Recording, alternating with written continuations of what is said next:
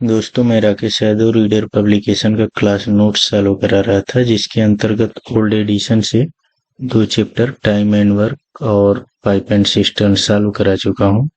New addition से percentage chapter start किया हूँ, जिसमें टोटल 11 लेक्चर हो चुके हैं। यह इस कड़ी का अगला लेक्चर है। अगर यह पसंद आए तो इसको लाइक करें, शेयर करें और चैनल को सब्सक्राइब कर लें। अभी तक टोटल टाइप 3 में क्वेश्चन नंबर 4 तक हो गया है। यह क्वेश्चन नंबर 5 है। किसी गांव की जनसंख्या 9600 है। यदि पुरुषों की जनसंख्या में 8% तथा महिलाओं की जनसंख्या में 5% वृद्धि हो, तब एक वर्ष बाद जनसंख्या 10,272 हो जाएगी। पुरुषों की वर्तमान संख्या ज्ञात करना है। ठीक है, कुल जनसंख्या कितना है तो 9600 टोटल है वर्तमान जनसंख्या। अब उसके बाद से पुरुषों की संख्या में कितनी वृद्धि हो रही है तो 8%, और महिलाओं की जनसंख्या में कितनी वृद्धि हो रही है वह है 5%। इस 8% को हम लोग क्या लिख सकते हैं, इसको लिख सकते हैं 5% प्लस 3%, ऐसे करके लिख सकते हैं। तो अगर हम लोग 5% मेल और 5% फीमेल, यहाँ से 9600 का 5% अगर हम लोग निकालें तो कितना यह आएगा, तो यह टोटल आएगा 480।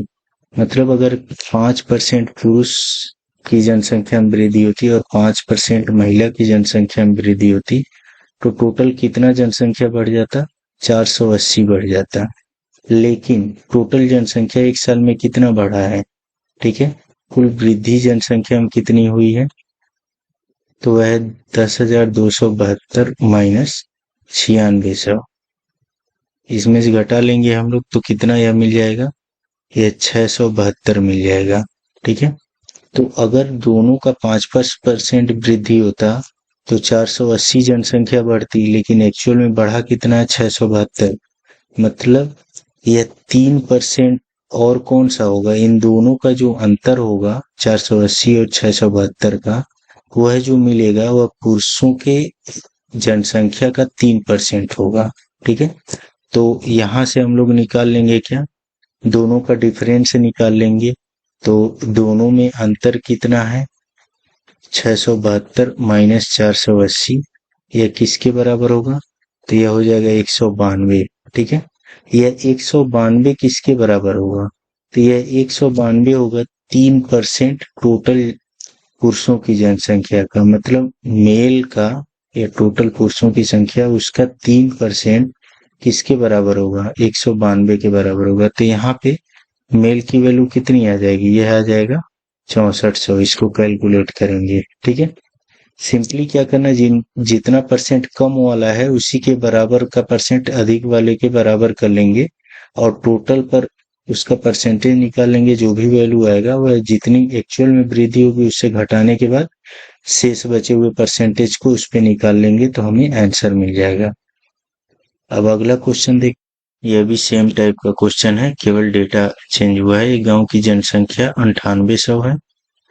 एक साल में पुरुषों की आबादी में 8% की वृद्धि और महिलाओं की संख्या में 5% की वृद्धि हुई, तो गांव की जनसंख्या कितना हो गई, इतना हो गई 10,458।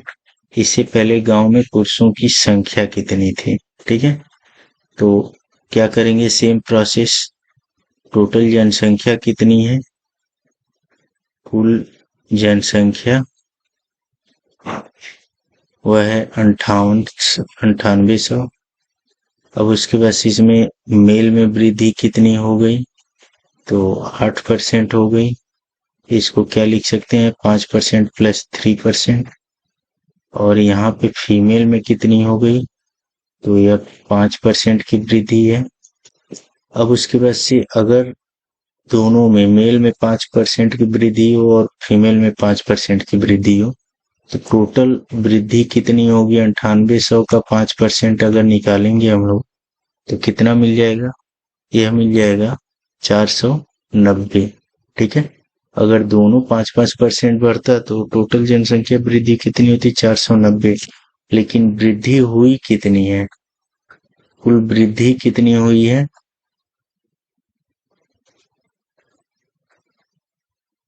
टोटल लास्ट में जनसंख्या कितना हुआ, 10,458, और पहले कितना था, 9800 था।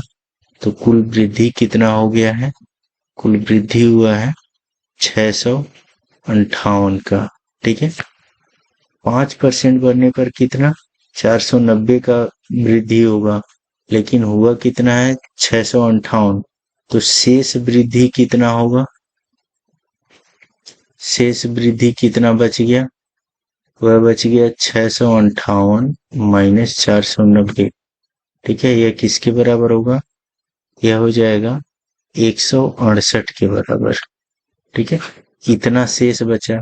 यह शेष किसमें वृद्धि कर रहा है, यह 3% जो मेल का है वही क्या होगा, 168 के बराबर होगा। मतलब मेल का 3%, वह किसके बराबर होगा, 168 के। तो मेल का वैल्यू क्या हो जाएगा, टोटल मेल का वैल्यू हो जाएगा यहाँ से 5600। ठीक है, सही ऑप्शन कौन है, ऑप्शन नंबर बी। किताब में थोड़ा सॉल्यूशन गलत दिया हुआ है, उसको आप लोग सही कर लीजिएगा, मेल की जगह फीमेल लिख दिया है। ठीक है, अब अगला क्वेश्चन देखते हैं। अगला क्वेश्चन है, शहर की वर्तमान जनसंख्या 9500 है।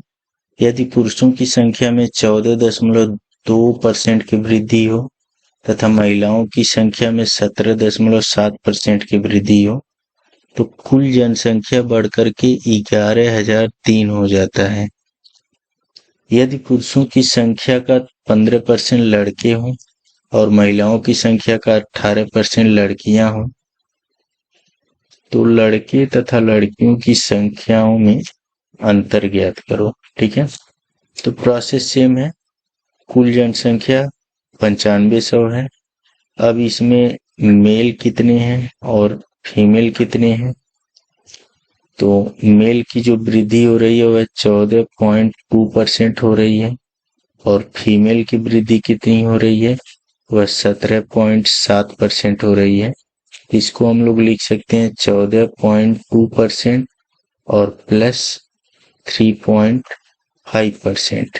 ठीक है, अब उसके बाद से इसमें यह देखेंगे कि यह 14.2% अगर दोनों बढ़ रहे हों तो टोटल जनसंख्या पर, मतलब 9500 पर 14.2% अगर हम लोग निकालें तो यह वैल्यू किसके बराबर आएगी, यह वैल्यू आएगी 1349 के बराबर। ठीक है, मतलब अगर मेल और फीमेल दोनों 14.2% से बढ़ेंगे तो टोटल कितना जनसंख्या होनी चाहिए, 1349। लेकिन एक्चुअल में वृद्धि कितनी हुई है, ठीक है, कुल वृद्धि कितनी हुई है जनसंख्या में, तो उसके लिए क्या करेंगे, 11,003 में से या 9500 घटा लेंगे तो यहां से एक्चुअल वृद्धि आ जाएगी। वह किसके बराबर है, वह है 1503 के बराबर। ठीक है, मतलब एक्चुअल वृद्धि 1503 हुई है। अगर 14.2% से वृद्धि देख रहे हैं हम लोग तो 1349 है, तो शेष वृद्धि कितनी रह जाएगी, शेष वृद्धि अगर निकालें हम लोग तो यह 1503 में से किसको घटा लेंगे, 1349, कितना बचेगा, यह बचेगा 154। ठीक है, तो यह 154 कौन सा वृद्धि है, तो यह फीमेल में 3.5 का जो वृद्धि है वही 154 के बराबर होगा। तो क्या करेंगे, यहाँ से फीमेल का 3.5% किसके बराबर कर देंगे, या शेष जो बचा हुआ है 154 के बराबर। ठीक है, तो यहाँ से फीमेल की वैल्यू कितनी आ जाएगी, तो यहाँ से फीमेल की वैल्यू आ जाएगी 4400। ठीक है, प्रारंभ में फीमेल कितनी थी, 4400, तो मेल कितना हो जाएगा, तो यह 9500 में से 4400 क्या करेंगे, घटा देंगे, तो यहाँ से कितना हो जाएगा, यह 5100 हो जाएगा। अब उसके बाद से आगे क्या बोला हुआ है, आगे बोला हुआ है कि यदि पुरुषों की संख्या का 15% लड़के हैं तथा महिलाओं की संख्या का 18% लड़कियां हैं तो लड़के और लड़कियों की संख्या में अंतर। ठीक है, तो पुरुषों की संख्या कितना है, यह है 5100 गुणे कितना परसेंट इसके लड़के हैं, तो 15% इसके लड़के हैं, माइनस महिलाओं की संख्या कितनी है, वह है 4400, और इसके कितना परसेंट लड़कियां हैं, तो 18% लड़कियां हैं। ठीक है, ये 18% लड़कियां हैं। ये सही कर लेता हूं मैं। इसी को क्या करेंगे, कैलकुलेट कर लेंगे। कैलकुलेट करने पर कितना वैल्यू आ जाएगा, ये 765 माइनस 792, यहाँ से कितना हो जाएगा, ये टोटल 27 हो जाएगा। ठीक है, यही क्या होगा, आंसर होगा। ऑप्शन नंबर 20 का करेक्ट आंसर होगा। अब अगला क्वेश्चन देखते हैं। अगला क्वेश्चन है 2010 में एक लाइब्रेरी में दो श्रेणियों फिक्शन और नॉन फिक्शन में कुल 11,500 किताबें थी। 2015 में पुस्तकालय में इन दो श्रेणियों में कुल 12,760 पुस्तकें थी। इस अवधि के दौरान फिक्शन श्रेणी में 10% की वृद्धि हुई, जबकि गैर फिक्शन श्रेणी में 12% की वृद्धि हुई। ठीक है, तो 2015 में लाइब्रेरी में कितनी फिक्शन किताबें थी। ठीक है, तो टोटल 2010 की हम लोग बात करें तो 2010 में लाइब्रेरी में कितनी किताबें थी, तो 11,500 थी। ठीक है, अब उसके बाद इसमें से फिक्शन श्रेणी और एक दूसरी श्रेणी क्या है, नॉन फिक्शन श्रेणी। ठीक है, नॉन फिक्शन श्रेणी, तो फिक्शन श्रेणी में जो वृद्धि हो रही है वह कितने की हो रही है, वह 10% की वृद्धि हो रही है, और नॉन फिक्शन श्रेणी में कितने की, 12% की वृद्धि हो रही है। तो इसको क्या लिख सकते हैं, 10% प्लस 2%। ठीक है, अब उसके बाद अगर दोनों में 10% की वृद्धि हो रही हो 5 सालों के अंदर, तो 11,500 का 10% किसके बराबर होगा, यह हो जाएगा 1150 के बराबर। ठीक है, मतलब अगर दोनों में 10% की वृद्धि होती तो टोटल वृद्धि कितनी होनी चाहिए, 1150 की, लेकिन वृद्धि हुई कितनी है एक्चुअल में।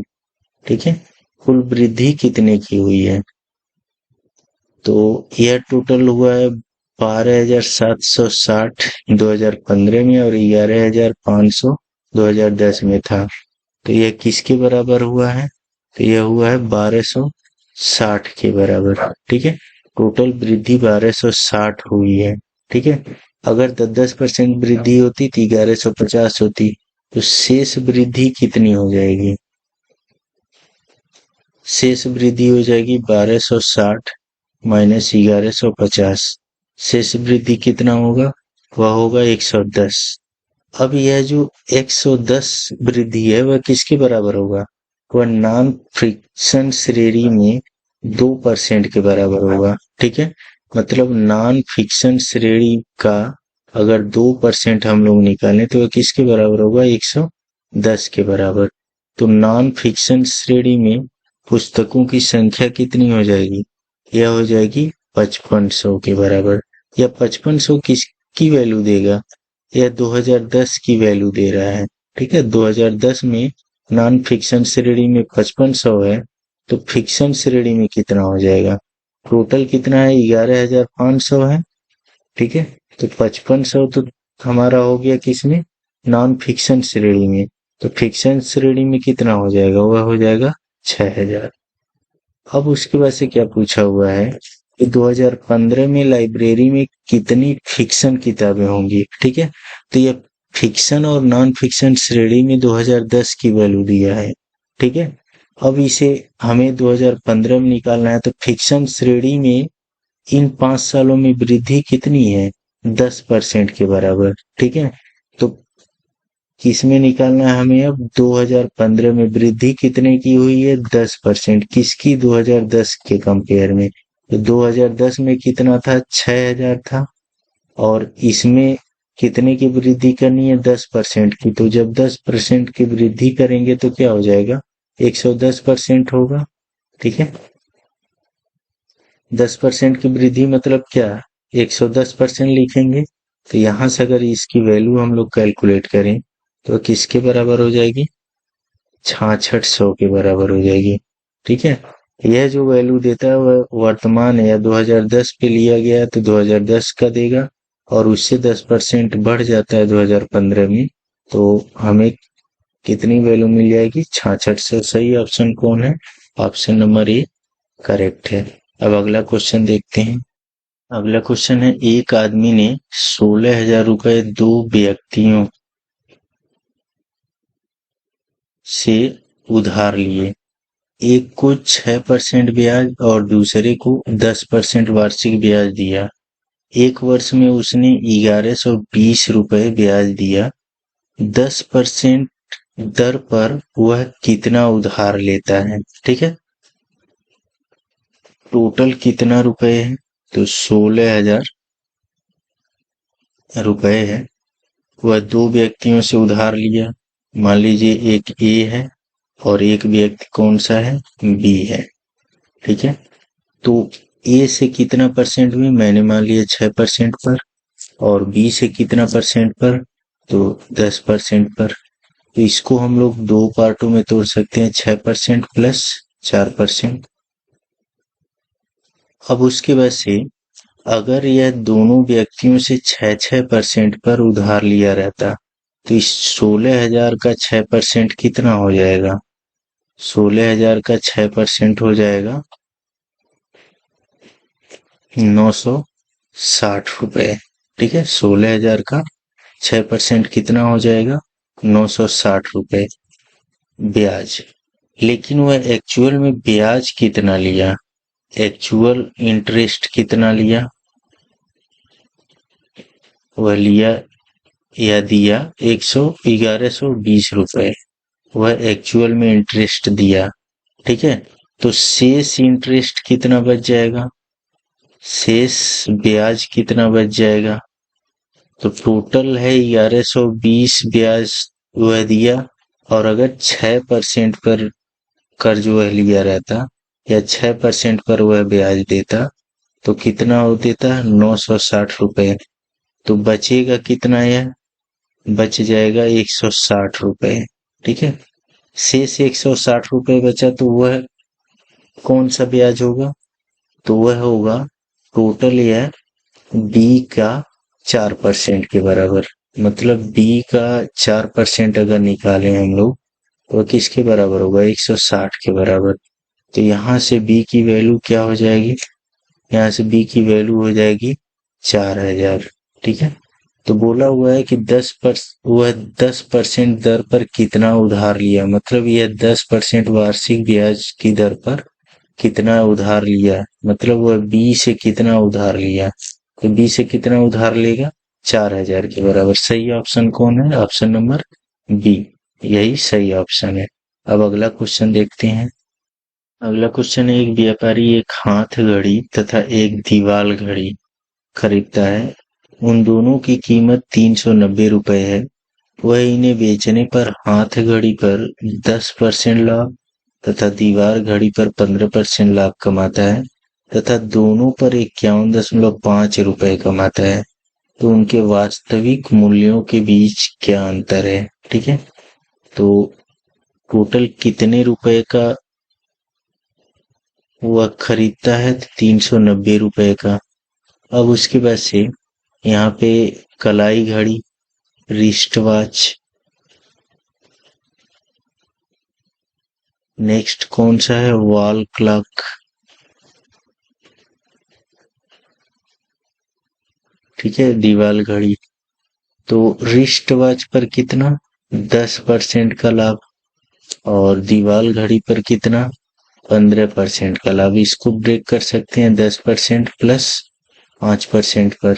ठीक है, तो अगर 390 पर दोनों पर 10% का अगर वह लाभ कमाता, ठीक है, 390 का 10% वह कमाता, दोनों के लिए 10% का लाभ कमाता, तो किसके बराबर होता? या 39 रुपए लाभ मिलता उसको। लेकिन एक्चुअल प्रॉफिट कितना है? एक्चुअल प्रॉफिट कितना है, वह है 51.5 रुपए। ठीक है, तो शेष प्रॉफिट कितना बचेगा। ठीक है, शेष प्रॉफिट कितना बचेगा, 51.5% तो उसका एक्चुअल प्रॉफिट है, लेकिन अगर 10% पर बेचता तो 39 रुपए ही बस प्रॉफिट होता। तो यहाँ से शेष प्रॉफिट कितना बच गया, वह बच गया 12.5। यह शेष प्रॉफिट किस पे होगा, यह वॉल क्लॉक के 5% पर शेष प्रॉफिट होगा। ठीक है, वॉल क्लॉक के 5% पर शेष प्रॉफिट कितना होगा, 12.5 के बराबर होगा। तो वॉल क्लॉक का रेट क्या हो जाएगा, वॉल क्लॉक का रेट हो जाएगा, यहां से कैलकुलेट करेंगे तो 250। ठीक है, तो 250 रेट हो गया वॉल क्लॉक का। तो रिस्ट क्लॉक का कितना हो जाएगा, या रिस्ट वॉच का कितना हो जाएगा, तो टोटल है 390 माइनस 250 कितना हो जाएगा, ये 140। अब बोला हुआ है कि उनके वास्तविक मूल्यों के बीच कितना अंतर है, मतलब यह 250 और यह 140 के बीच का डिफरेंस। ठीक है, वह डिफरेंस कितना हो जाएगा, 250 माइनस 140 किसके बराबर होगा, 110 के बराबर। ठीक है, सही ऑप्शन कौन है, ऑप्शन नंबर बी इसका करेक्ट ऑप्शन है। अब अगला क्वेश्चन देखते हैं। अगला क्वेश्चन, एक व्यक्ति 30,000 रुपए उधार लेता है, वह कुछ भाग 12% पर तथा शेष 10% पर साधारण ब्याज पर उधार लेता है। यह 2 वर्ष बाद 36,480 का भुगतान करता है, तो 12% पर लिया गया ऋण क्या होगा। उधार कितना लेता है, 30,000। अब उसके बाद से मान लीजिए एक भाग ए से लेता है और एक भाग बी से लेता है।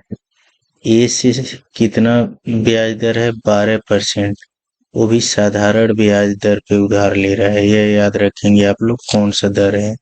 और यहाँ पे यह 10% पे। ठीक है, इसको क्या लिख सकते हैं, 10% प्लस 2%। ठीक है, तो 30,000 का 10%, अगर दोनों से 10% पर वह उधार लेता तब ब्याज कितना होता 30,000 का 10% पर, तो वह 3,000 के बराबर होता। ठीक है, यह 3,000 कितने साल का ब्याज है, यह 1 साल का साधारण ब्याज है। ठीक है, बोला हुआ है 2 वर्ष की बात वह कर रहा है, तो यह ध्यान आप लोग देंगे कि साधारण ब्याज दर है यह। तो इसका मतलब 1 साल के लिए 3,000 ब्याज होगा, जबकि 2 साल के लिए क्या हो जाएगा, 2 साल के लिए 6,000 हो जाएगा। अब यहाँ पे क्या बोला हुआ है, टोटल इंटरेस्ट कितना है। ठीक है, कुल ब्याज भुगतान कितना वह करता है, टोटल इंटरेस्ट कितना भुगतान वह करता है, तो वह टोटल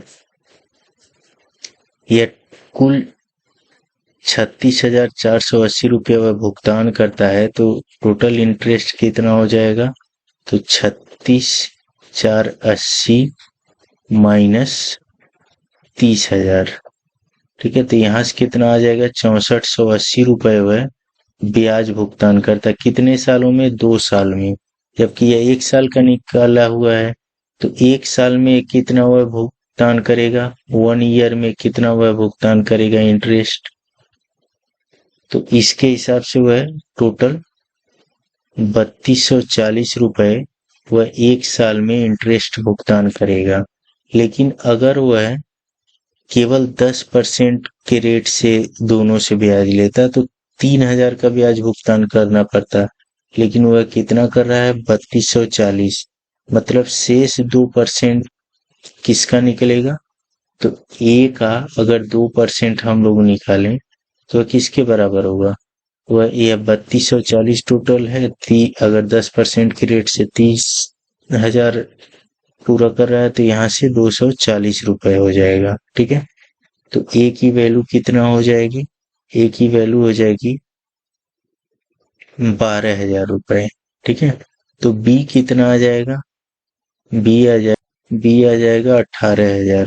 ठीक है, लेकिन यहाँ 12% वाला ही पूछा हुआ है, तो इसलिए सही ऑप्शन कौन होगा, ए वाला 12,000, मतलब सी। यही करेक्ट ऑप्शन होगा। अब अगला क्वेश्चन देखते हैं। अगला क्वेश्चन है, वेतन 47,520 रुपए है। अगर गौरव का वेतन 23% और आयुष का 30% बढ़ता है तो उनका कुल वेतन बढ़ करके 59,928 रुपए हो जाएगा। उनके वेतन में अंतर ज्ञात करिए। ठीक है, टोटल वेतन कितना है? 47,520 रुपए। ठीक है, अब गौरव की बात और किसका बात कर रहा है? आयुष का। तो गौरव का वेतन में वृद्धि कितने की हो रही है? 23%। और आयुष के वेतन में कितने की वृद्धि हो रही है? 30% की। ठीक है, तो यहाँ से इसको, यह अधिक है, इसको 23 और +7 में तोड़ सकते हैं इसको, लेकिन 23 थोड़ा टफ है, कैलकुलेट करने में दिक्कत होगी, इसलिए इसको हम लोग लिख लेंगे 30% -7%। ठीक है, 30% -7% करेंगे तो क्या हो जाएगा? वह 23% के बराबर हो जाएगा। ऐसा इसलिए क्योंकि 30% की वैल्यू निकालना आसान रहेगा। ठीक है, तो यहाँ से 47,520 का 30% कितना हो जाएगा? वह हो जाएगा टोटल 14,256 के बराबर। ठीक है, यह वैल्यू होगा। अब उसके बाद से एक्चुअल में वेतन वृद्धि कितनी हुई है? तो टोटल उन दोनों का वेतन 59,928 हुआ है। तो एक्चुअल इंक्रीज कितना हुआ है? एक्चुअल इंक्रीज कितना हुआ है? तो वह 59,928 में से क्या करेंगे हम लोग? 47,520 अगर घटा देंगे तो यहाँ से कितना मिल जाएगा हमें? यहाँ से मिल जाएगा यह टोटल 12,408। ठीक है, तो अगर 30% की वृद्धि होती तो कितना वैल्यू हमें मिलता? टोटल वृद्धि 14,256 की होती, लेकिन एक्चुअल में कितना हुआ है? 12,408 का। ठीक है, तो टोटल इंक्रीज या डिक्रीज कितना हुआ है? ठीक है, टोटल कमी या बेसी कितने की हुई है? तो टोटल कमी हो रही है 12,408 में से किसको घटाएंगे? 14,256। तो कमी कितने की आएगी? -1848 की। ठीक है, प्लस से भी जा सकते हैं, माइनस से भी जा सकते हैं, मतलब यहाँ हमने माइनस का ले रखा है इसलिए यह माइनस की वैल्यू आ रही है। ठीक है, यह कमी किस वजह से हुई है? तो गौरव के जो परसेंटेज कमी 7 का दिखा रहे हैं वही है। ठीक है, तो गौरव का कितना? -7% किसके बराबर होगा? इस कमी के बराबर होगा, -1848 के बराबर।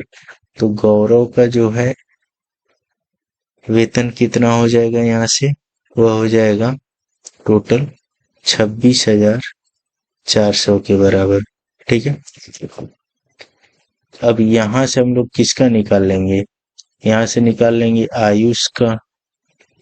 आयुष का कितना हो जाएगा? 47,520 में से किसका घटा देंगे? गौरव का 26,400 घटा देंगे। ठीक है, तो यह कितने के बराबर हो जाएगा? यह हो जाएगा 21,120 के बराबर। अब उसके बाद इनके वेतनों में डिफरेंस कितने का हो जाएगा? तो डिफरेंस यहाँ से निकाल लेंगे 26,400 में से 21,120 अगर घटाएंगे हम लोग तो यहाँ से कितना हो जाएगा? यह वह हो जाएगा 5280 रुपए। ठीक है, सही ऑप्शन कौन है? Option number A correct option होगा। तो इस वीडियो में इतना है। वीडियो अगर पसंद आए तो वीडियो को लाइक करें, शेयर करें और चैनल को सब्सक्राइब कर लें। धन्यवाद।